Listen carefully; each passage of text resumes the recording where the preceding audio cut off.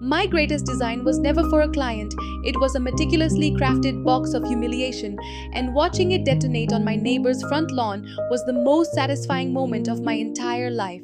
It started as a quiet, simmering rage over stolen packages and ended with a neighborhood leech getting a special delivery of pure, glittering chaos, gift wrapped in his own greed. For nearly a year, my days in the quiet suburbs of Portland had a frustratingly predictable cadence. It would begin with the pleasant buzz of an email from UPS or FedEx. "Your package has been delivered." The message was a small burst of dopamine for a freelance web developer like me, who spends most of her life in a home office staring at code. All day, I would look forward to whatever was waiting. The new ergonomic chair I desperately needed, the professional grade espresso machine I'd saved up for, the birthday gift for my sister I had spent weeks picking out. I'd finish my work, my mind already on the unboxing, and walk out to my front porch, and every single time I was met with a soul-crushing emptiness. The porch was bare. My cheerful welcome mat seemed to be mocking me. There was nothing there but afternoon shadows and a profound sense of violation. At first, I chalked it up to the unfortunate reality of modern life, porch pirates. It was annoying, but it happened. I would sigh, spend an hour navigating the automated hellscapes of customer service chatbots, secure a refund, and reorder the item. But the pattern became too consistent to be random. Small, flat mailers like a book I ordered or a new phone case were always left untouched. But anything in a cardboard box, anything that hinted at value, would vanish into thin air between the delivery notification and my arrival home. My frustration slowly morphed into a low-grade paranoia. I began calling the shipping companies, my voice tight with restrained anger. "Could you please check the driver's GPS coordinates for the delivery to 1142 Rosewood Drive?" I'd ask, trying to keep the accusatory edge out of my voice. Every time, a polite but tired-sounding agent would confirm it. Yes, the package was delivered to your exact address. They would even send the proof of delivery photo, a crisp image of my box, sitting right there on my porch, time-stamped only a few hours earlier. The digital world told me it was there, but the physical world told me it was gone. The feeling of being targeted was what truly got under my skin. This wasn't a crime of opportunity, it felt calculated. Someone knew my routine, someone knew my house was empty during the day. The unease was a constant companion, a knot of anger tightening in my stomach. I decided to run a little test. I ordered two of the most unappealing things I could imagine, a bulk pack of manila folders and a box of industrial-strength staples. I told my clients I had a doctor's appointment and stayed home, stationing myself in the living room with an unobstructed view of the porch. I watched the Amazon driver drop off the small, unassuming package. For the rest of the day, it sat there undisturbed. A squirrel ran past it. A neighbor's golden retriever gave it a sniff and trotted on. The following week, I ordered a brand new high-end drone. I got the delivery notification at 1:30 p.m. When I got home at 5, the porch was, as I expected, completely empty. And that was it. My suspicion, which had been a diffuse fog of anger, suddenly sharpened into a focused beam of certainty aimed directly across the street at a man named Robert. Robert lived in the beige two-story house directly facing mine. He was a man in his late 50s with thinning gray hair and a permanent look of sour disapproval on his face. He seemed to have no job and no hobbies, aside from sitting. His entire day consisted of a slow, deliberate migration from inside his house to a weathered Adirondack chair on his porch. He would sit there for hours, a newspaper folded on his lap, his gaze never on the print. His eyes were always moving, scanning the street, clocking every car, every pedestrian, every delivery truck. He was the neighborhood's silent, unofficial warden. Our only interactions were curt, dismissive nods when I left in the morning. And the one thing I knew for certain was this: on every single day, one of my valuable packages had gone missing. Robert had been sitting on his porch watching. But I'm a developer. I work with data, with verifiable proof. A strong hunch wasn't enough. I needed irrefutable evidence. I drove to Best Buy and purchased a high-definition doorbell camera with a motion sensor that sent live alerts directly to my phone. I installed it that night, meticulously angling it to cover my entire porch, the walkway, and a wide slice of the street. The trap was set. All I needed was for the rat to show himself. I didn't have to wait long. The next Tuesday, a pair of expensive noise-canceling headphones I ordered for my father's birthday was scheduled to arrive. At 2:12 p.m., my phone vibrated. Motion detected at your front door. I pulled up the live feed on my monitor, my heart starting to thud against my ribs. There was the FedEx driver placing the box neatly on my welcome mat. The bait was in place. I tried to focus on my work, but it was impossible. Every notification on my screen made me flinch. Then at 4:03 p.m., my phone vibrated again. Motion detected. My hand was trembling as I opened the app, and there he was, Robert. The video was shockingly clear. He emerged from his house with a ludicrous attempt at nonchalance, his head snapping left and right like a nervous bird. He ambled across the quiet street, his eyes wide and shifty. He walked straight up my driveway onto my porch, bent down and snatched the box. He tucked it under his arm and with an almost comical air of entitlement, strolled back to his own house and vanished inside, not even bothering to glance over his shoulder. The rage that surged through me was a physical force, hot and electric. Every moment of anxiety, every dollar I'd lost, every frustrating phone call, it all coalesced into a single burning point of focus. That man, that smug, silent parasite who had been methodically stealing from me. I didn't bother logging off. I messaged my main client that I had a sudden family issue and practically sprinted to my car. I'm sure I broke the speed limit driving home. I screeched into my driveway, marched across the street with a sense of righteous fury, and pounded on his front door. After a moment, the door opened to reveal Robert, wearing the same faded polo shirt from the video. He had the nerve to look annoyed, as if I were some door-to-door salesperson interrupting his day. "Can I help you?" he grumbled. I took a deep breath, fighting the urge to scream. "Robert," I said, my voice dangerously level.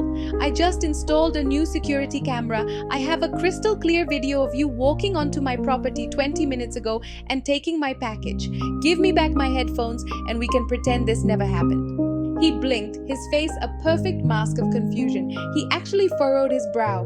"A package? I have no idea what you're talking about. You must be mistaken." I was speechless at his audacity. I pulled out my phone, loaded the video, and held it inches from his face. I watched the blood drain from his cheeks as he saw himself in high definition committing the theft. I saw the flicker of raw animal panic in his eyes, but it vanished as quickly as it appeared, replaced by a smarmy, condescending smirk. He let out a dry, dismissive laugh. "That's some fancy video editing. Impressive, but that's not me." He was denying it. He was looking at a video of his own face on my porch, stealing my property, and he was lying. For a fleeting second, I imagined grabbing the front of his shirt, but I knew that would only put me in the wrong. Instead, I took a step back, pulled my phone out again, and dialed 911. When the two officers arrived, I explained the situation as calmly as I could, showing them the video evidence. They were sympathetic, they were understanding, and in the end, they were completely powerless. They walked across the street and spoke to Robert, who stood on his porch with his arms crossed, brazenly repeating his absurd denial. They returned to my side of the street and explained the situation with an air of profound exhaustion. Without a search warrant, they couldn't enter his home. And, one of them added with an apologetic shrug, no judge was going to issue a warrant over a pair of $300 headphones. The entire time they spoke, Robert just stood there across the street, watching us, that smug, triumphant smirk plastered on his face. I was incandescent with rage. The system, the very foundation of law and order that was supposed to offer recourse, had failed me completely. I had indisputable proof of a crime, and this weasel was going to get away with it, openly gloating from 50 feet away. It was in that moment, standing on my own lawn as the police cruiser pulled away, that a cold, perfect clarity settled over me. If the law wouldn't deliver justice, I would have to code it myself.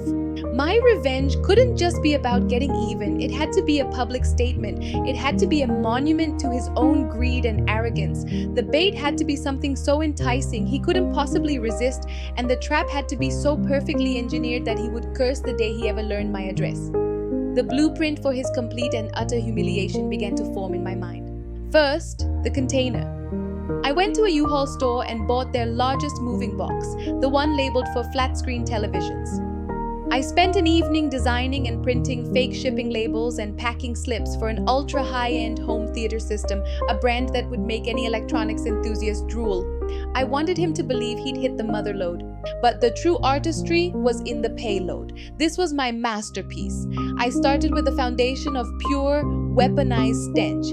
I collected a week's worth of kitchen garbage, onion skins, moldy bread, and coffee grounds, and sealed them in a plastic bag with a carton of expired milk.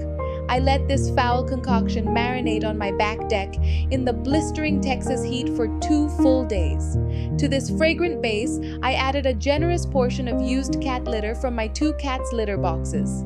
But the real stars of the show, the elements that would elevate this from a simple prank to a work of art, were the final 2 ingredients. First, a large bottle of fox urine, a substance used by gardeners to repel pests, with a uniquely pungent and clinging odor. And for the grand finale, the ingredient that would guarantee his suffering was both long-lasting and pervasive: 4 pounds of the finest, most insidious glitter imaginable. This wasn't the fun, chunky glitter from a craft store.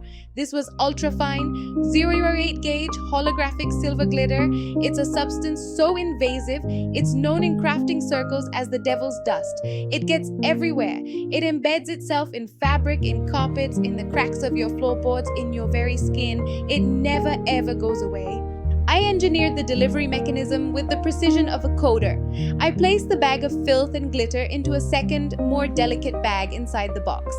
I then rigged the box's inner flaps with fishing line in such a way that pulling them open would create immediate, overwhelming tension on the inner bag, causing it to rupture and explosively discharge its payload. I sealed the box with heavy-duty packing tape, affixed my counterfeit labels, and placed my Trojan horse on the porch.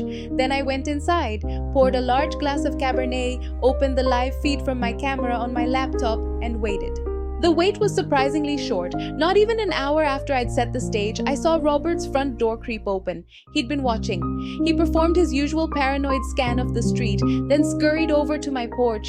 I could practically see the avarice glinting in his eyes on the camera feed. He bent down, grunting with effort as he hefted the large, heavy box. A disgusting, self-satisfied smile spread across his face. He looked like a cartoon villain who had just found a treasure chest. He struggled with the weight for a moment, then hoisted it up and half ran, half waddled back across the street and into the dark void of his house.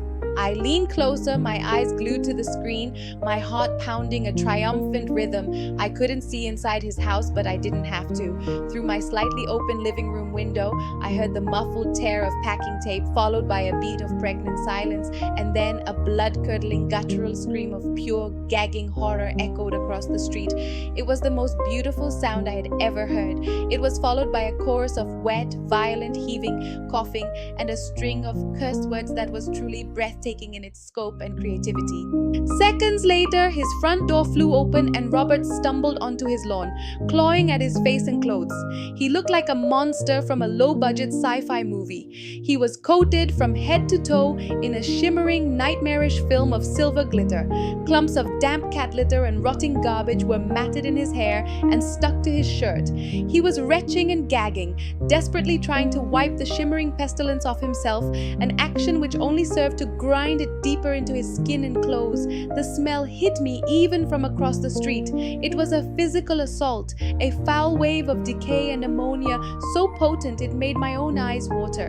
But the performance was not over. As Robert flailed on his lawn like a man being swarmed by invisible fire ants, his wife came rushing out of the house.